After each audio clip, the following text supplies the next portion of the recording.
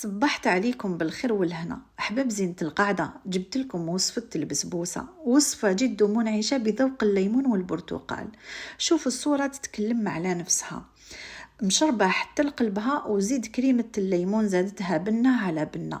تبعوا معايا المقادير باش تحصلوا على نفس النتيجة. عندنا كأس سميد متوسط، علبة ياغورت قارص، فانيلا، مغرف خل، وحدة خمارة، ربع كأس عصير برتقال، مبشور ليمونة ومبشور برتقالة، قرصة الملح، مغرف ونص فارينة وزوج بيضات. نبداو نوجدو لو سيغو. عندنا كاس سكر، كاس ماء، كاس عصير برتقال، طرونش نتاع الليمون والبرتقال، نخلوهم فوق النار. بعد الغليان 7 دقائق نطفو عليهم. هنايا في لا بريباراسيون حطيت زوج بيضات، نص كاس سكر، ندوبهم مليح. نبدا نضيف نص كاس زيت تاعي غير بالعقل، نضيف الياغورت تاع القارص تاعي، نخلط مليح مليح، نزيد ربع كاس برتقال، نخلط مليح مليح، نزيد المبشور تاع الليمون والبرتقال معاهم فانيلا ومغرف الخل، نخلط مليح مليح.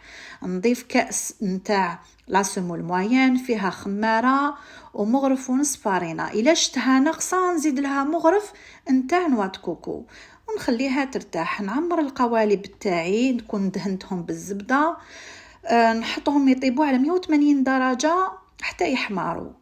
كي يخرجوا يحمروا نشربوهم بهذاك لو سيرو ديالنا. هنايا راني عندي كريمه الليمون، وش فيها حبه بيض و3 صفار، مبشور زوج ليمونات، 60 غرام سكر، 150 غرام عصير ليمون، مغرف ونص مايزينا. نخلوهم يتقالوا فوق الكاسرونه حتى يتقالوا. نضيف لهم 75 غرام زبده ونطلعوهم بالباتور. هنا راني نشرب في البسبوسه ديالي وحطيت لها كريمه الليمون وبصحتكم.